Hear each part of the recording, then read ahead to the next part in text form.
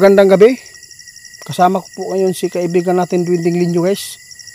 No? Nakabalik na po siya. Galing po sa kanilang kaharian kung saan po siya ay pinatawag na meron po siyang iniwan sa atin na mensahe dahil po sa The Big One na meron po silang nakikita. Balikan po natin guys. Tatanungin po natin kung ano po ba ang kanilang dalang mensahe po para sa bansa natin. Kung meron na po bang papalapit po ng mga trahedya or The Big One o lindol, di ba? Kaibigan ninyo. Napaabot ko na po kanina yung iniwan po ninyong mensahe dahil po ay meron po kayong nakikita na sa ilalim po ng lupa na sobrang laki na po yung biyak, di ba? O gusto kong malaman, kaya nandito po ako, gusto kong malaman po kung ano po ang balita po na dala po ninyo kung bakit po kayo ipinatawag po ang inyong hari.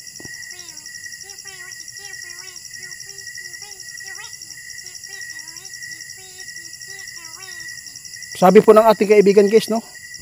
Kung balikan po natin yung mga ipinapaabot natin ay nakakasawa po pakinggan. Sa totoo lang. Pero mas maganda po talaga na makinig din po kayo. Mayroong bit-bit po na balita si kaibigan na galing po doon sa kanila. Yung sinasabi po nila na malaking leaking po.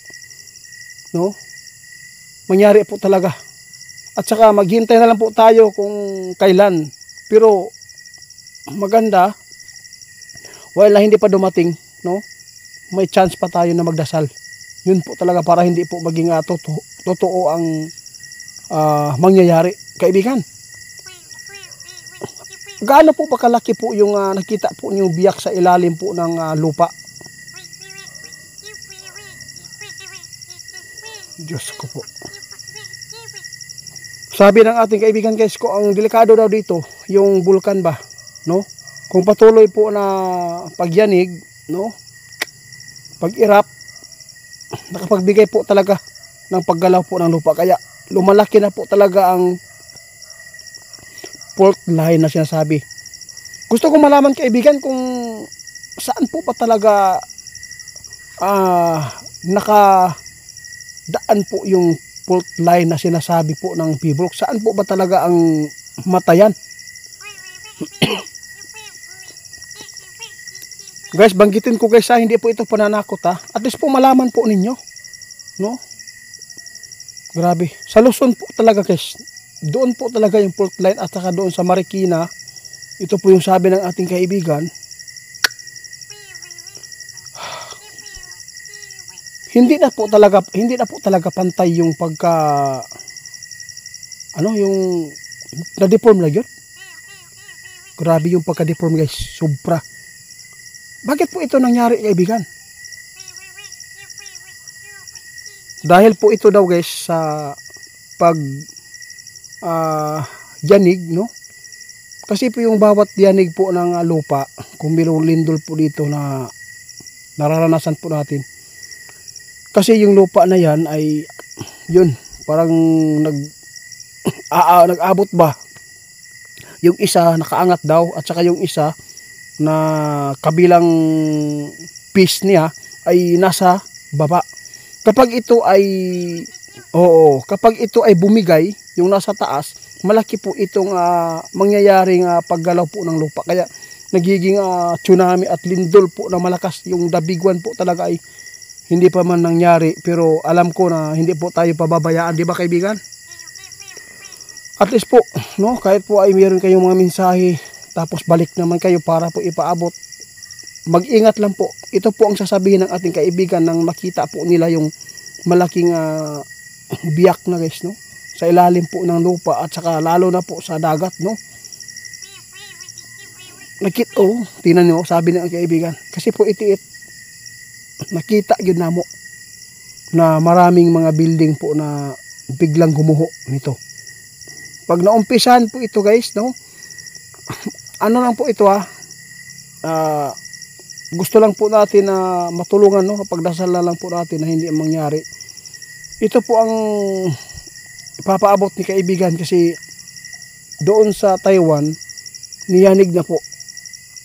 Ito po ang sabi ng ating kaibigan, no?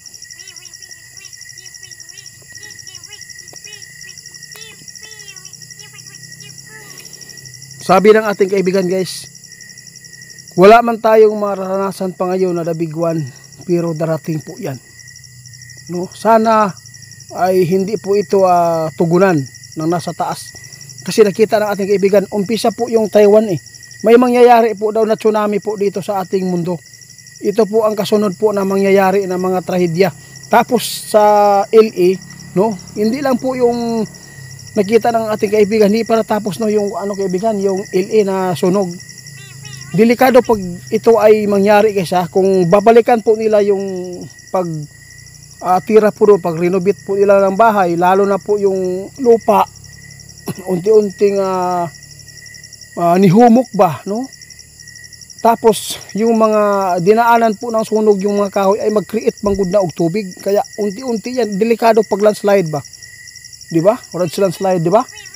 Road slide, manyata tawag na. Pasensya na kayo guys, basta yun po ang nasa isip ko. Kasi natakot po si kaibigan na napakarami pang masagupa natin ng mga kalamidad, lalo na po yung nakita ng kaibigan natin, no? Balita yun nila diretso guys, kasi po pinauwi po sila ng kanilang hari para ipaabot dito sa ating lupa yung nakita po nila na laki na pagbiyak. Kasi pag bumigay po yung nasa taas dahil po sa pag-angat, no? Sobrang angat na, hindi na po talaga pantay.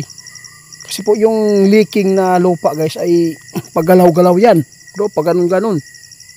O kaya nagkaroon tayo ng malaking alon sa dagat, lalo na pag sumabay yung bulkan. Pero ito po talaga, no, ang ipapaabot ni kaibigan para lang po ay makapaghanda tayo. Tay, shout out ko linyo.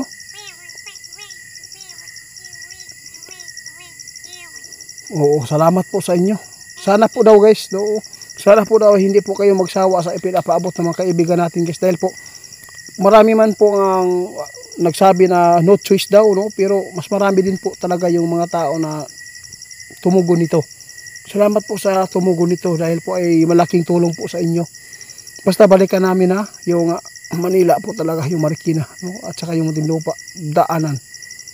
Dapat lang po talaga ay mapanatili po natin na laging alerto tayo, no. Dapat po kung meron pong mga ipapaabot po talaga yung mga P-Box sa TV na lisanin na po niyan, umiwas kayo dyan, huwag matigas, di ba kaibigan? Oo, kaya mas mahigit pa yung kaibigan po natin, no, mas mahigit pa siya na P-Box dahil po ay hindi po ito nakita ng P-Box ngayon na malaki ng oo, kaya dapat po talaga na maipaabot namin para po ay hindi po kayo magulat baka mangyari ito, maisip ninyo ba na wala, ipinapaabot pala ni kaibigan nating mga duwende dito, kaya dapat po talaga ay lilisan tayo. Yun po ang gawin po natin guys. Ang the big one, pwede po anytime po yan darating sa atin kung tugunan po yan, no, ng Panginoon yung panahon na to. Kaya po ay ito po ay binabantayan na, lalo na yung pagyayanig po.